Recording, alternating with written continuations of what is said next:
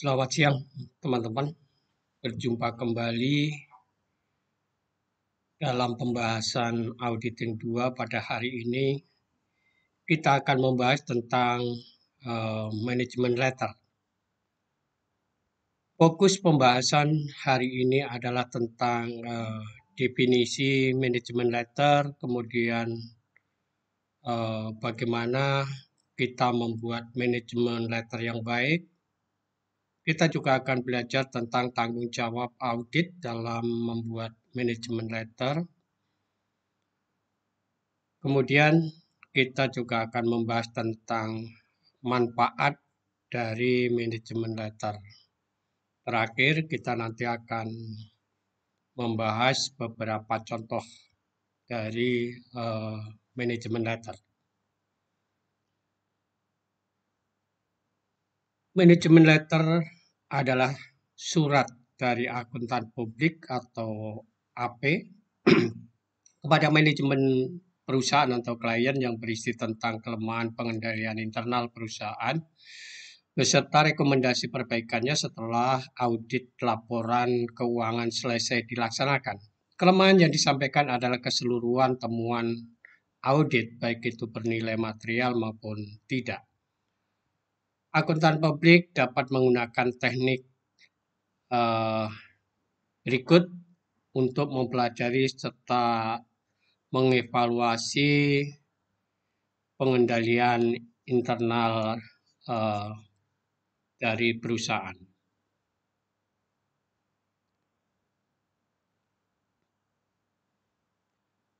Yaitu melalui kuesioner,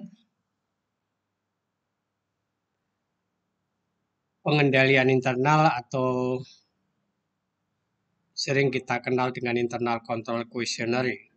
Kemudian bahkan arus dokumen atau flowchart dengan menggunakan simbol-simbol tertentu untuk menjelaskan proses dari awal sampai akhir sebuah transaksi. Ini akan memudahkan bagi para auditor dalam melakukan pemeriksaan.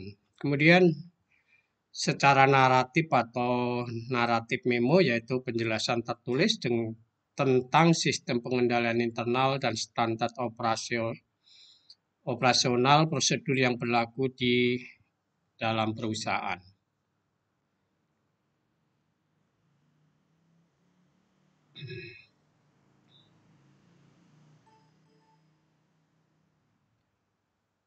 Kemudian kita lanjut ke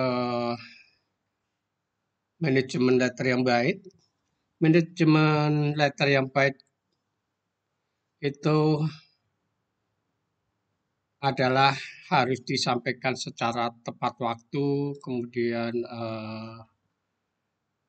bermanfaat dan dapat diterapkan, kemudian tidak ada unsur mengejutkan. Bahasa yang digunakan di dalam manajemen harus menggunakan bahasa yang baik, sopan, bijak, dan tidak menyinggung perasaan karyawan maupun manajemen perusahaan. Tepat waktu maksudnya, manajemen letter harus diberikan kepada manajemen perusahaan secara tepat waktu agar perusahaan memiliki cukup waktu untuk melakukan perbaikan atas kelemahan pengendalian internal yang disampaikan oleh akuntan publik sebelum kelemahan tersebut mengakibatkan terjadinya kecurangan maupun kesalahan yang merugikan perusahaan.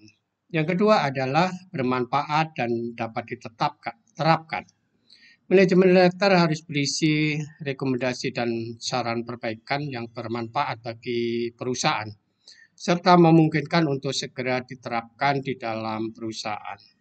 Tidak ada unsur yang mengejutkan, maksudnya adalah konsep manajemen letter dan temuan pengendalian internal harus didiskusikan terlebih dahulu dengan manajemen perusahaan agar tidak ada unsur yang mengejutkan di dalam manajemen letter tersebut. Temuan audit harus dikomunikasikan dengan divisi terkait dan manajemen untuk dimintain keterangan serta komentar tentang temuan tersebut. Kemudian bahasa yang digunakan di dalam manajemen letter ini harus menggunakan bahasa yang baik, sopan, bijak, dan tidak menyinggung perasaan karyawan maupun manajemen perusahaan. Lanjut kita ke bahwa manajemen letter ini harus berurutan. Ya.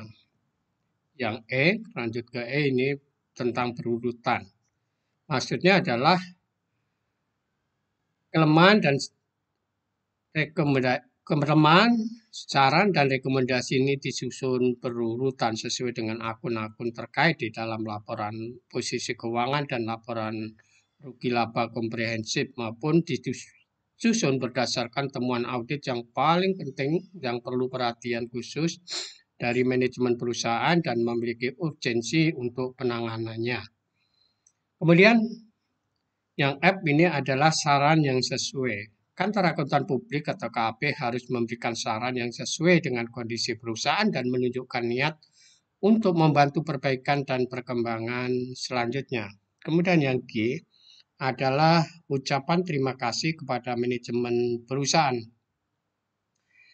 Akuntan publik harus mengucapkan terima kasih pada bagian akhir manajemen letter kepada manajemen perusahaan dan seluruh karyawan yang terlibat dalam proses audit atas bantuan dan kerjasama yang baik selama pemeriksaan audit berlangsung.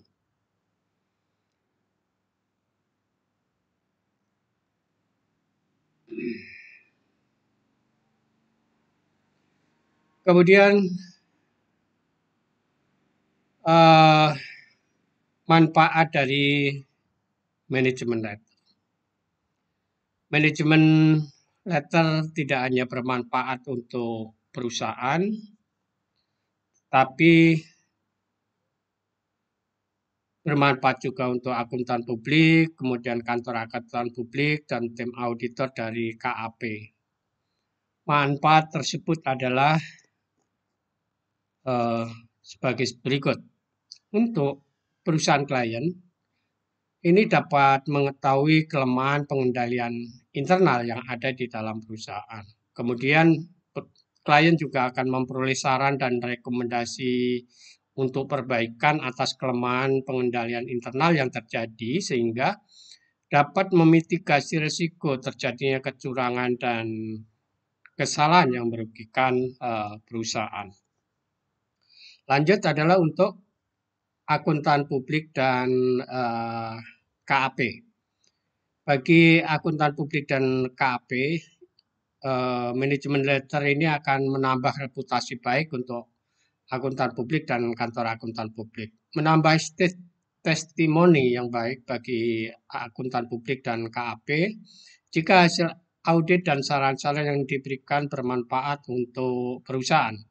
Klien akan merasa puas dan merekomendasikan akuntan publik dan KAP kepada pihak lain. Kemudian juga menjadi sarana promosi secara tidak langsung. Karena akuntan publik dan KAP memberikan nilai tambah pada audit laporan keuangannya dengan memberikan manajemen letter. Kemudian untuk tim auditor, ya, manfaat manajemen letter bagi tim auditor. Ini adalah memberikan kesempatan untuk mempelajari dan mengevaluasi pengendalian internal perusahaan. Kemudian memberikan kesempatan untuk membuat konsep manajemen letter yang baik.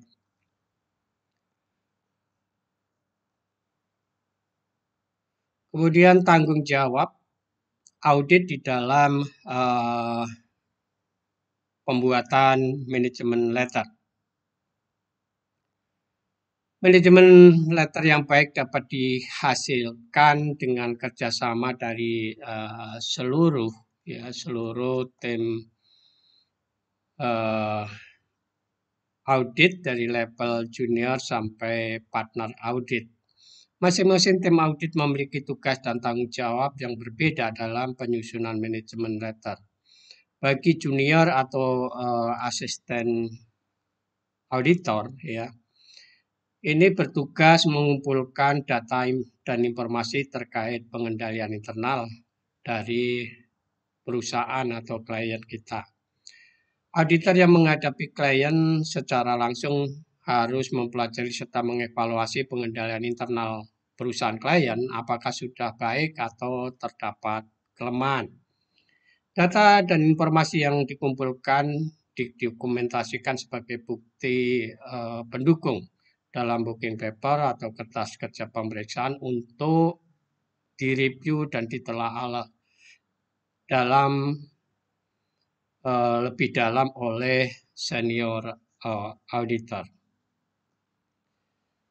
Kemudian selanjutnya adalah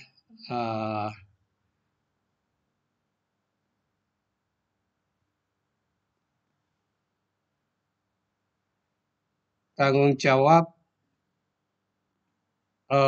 bagi senior auditor atau ketua tim.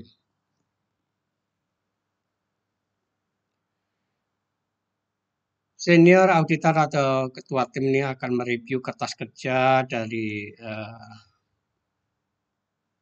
bawahannya atau auditor atau junior auditor. Jadi mereka akan mereview kertas kerjanya dan bukti-bukti terkait dengan kelemahan pengendalian internal yang terjadi di perusahaan.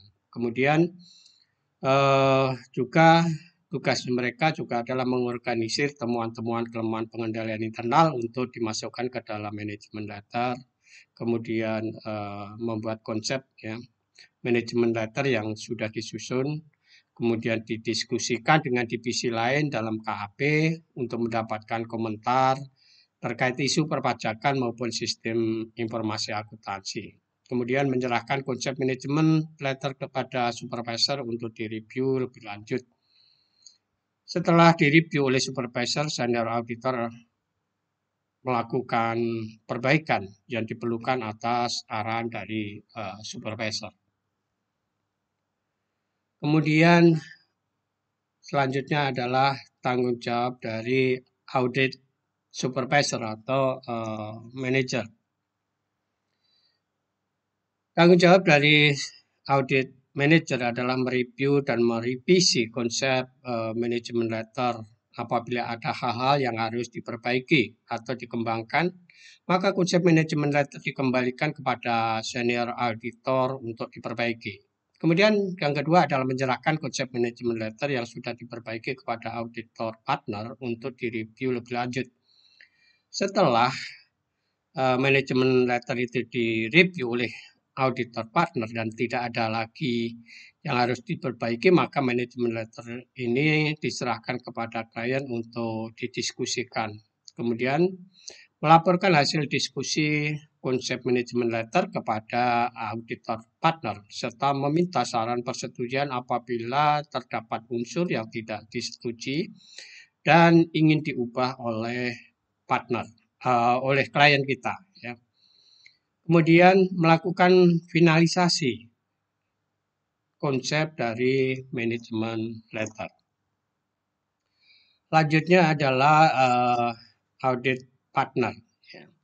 Tanggung jawab dari audit partner ini adalah mereview dan merevisi konsep manajemen letter yang diterima dari supervisor serta mendiskusikannya dengan tim auditor jika hal ini diperlukan.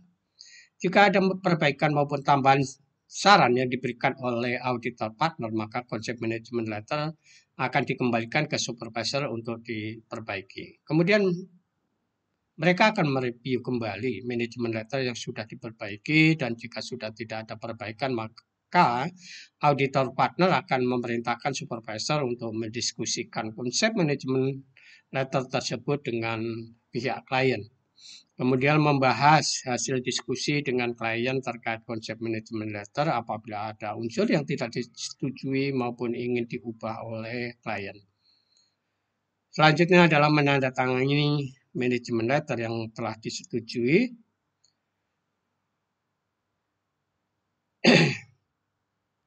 Lakukan finalisasi antar konsep manajemen letter ya. Kemudian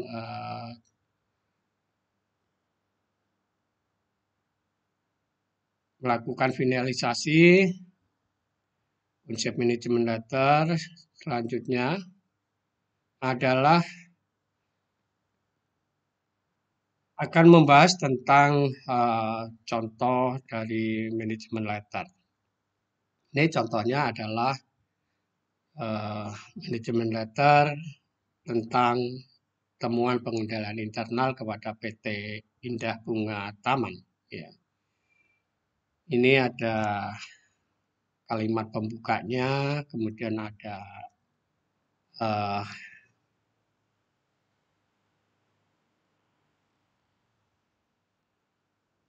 hal-hal yang harus diperbaiki, ya, tentang contohnya adalah kepemilikan aset, tanah, ya, yang masih atas nama pribadi belum dipindahkan ke atas nama perusahaan. Kemudian adalah tentang efektivitas dan efisiensi investasi dari pinjaman. Ini juga dijelaskan di sini. Ada beberapa masukan dari akuntan publik kepada klien kita. Ya. Kemudian selanjutnya adalah bahwa setiap masukan dari kita, ya dari pihak akuntan publik, klien kita akan memberikan tanggapan, ya. Jadi kita memberikan rekomendasi, permasalahannya kita jelaskan, kemudian kita memberikan rekomendasi, di mana dari permasalahan yang kita sampaikan, kemudian rekomendasi kita, si klien kita akan memberikan tanggapannya, ya, terhadap kelemahan pengendalian internal yang kita sampaikan dalam manajemen letter. Kemudian yang terakhir itu di dalam manajemen letter itu akan ditulis tentang ucapan terima kasih, ya. Ucapan terima kasih dan kerjasama dari seluruh pimpinan, ya, manajemen dan pihak-pihak yang telah memberikan informasi selama audit berlangsung. Kemudian terakhir ini ada tanda tangan dari kantor akuntan. Ini contoh sederhana dari manajemen letter. Pertanyaannya, apakah hanya dua? Dalam praktek tentu tidak hanya dua, tapi bisa juga banyak, ya. Banyak kelemahan-kelemahan yang perlu disampaikan oleh kantor akuntan publik kepada klien kita, ya, tentang kelemahan-kelemahan pengendalian di beberapa bidang, ya, yang bisa kita sampaikan untuk perbaikan sehingga terjadinya risiko-risiko yang baik itu berdampak kerugian finansial maupun non finansial dapat dilakukan perbaikan atau diantisipasi secara dini. Oke, saya kira itu teman-teman contoh dari pembahasan hari ini tentang manajemen letter. Mudah-mudahan apa yang kita sampaikan itu bermanfaat bagi teman-teman. Dan untuk memperdalam tentang manajemen letter ini, teman-teman bisa membaca beberapa buku referensi, terutama tentang auditing, ya. Buku auditing tentu banyak yang bisa diperoleh atau didapat oleh para mahasiswa. Intinya di dalam pembahasan ini kita dalam waktu yang singkat ini kita juga tadi telah membahas tentang definisi manajemen letter, kemudian bagaimana membuat manajemen letter yang baik atau kriteria manajemen letter yang baik. Kemudian kita juga telah membahas tentang tanggung jawab audit dalam membuat manajemen letter dari auditor sampai audit partner, ya. Kemudian manfaatnya juga kita juga telah singgung tadi dari manfaat bagi KAP-nya sendiri, kliennya sendiri, atau auditinya, ya, maupun KAP-nya, ya. Mudah-mudahan teman-teman apa yang kita bahas hari ini memberikan gambaran tentang pentingnya manajemen letter bagi kita, ya, semua. Saya kira uh, cukup sekian yang bisa kami sampaikan. Semoga apa yang kami bahas hari ini bermanfaat bagi teman-teman semua. Sampai jumpa dan salam sehat bagi kita semua.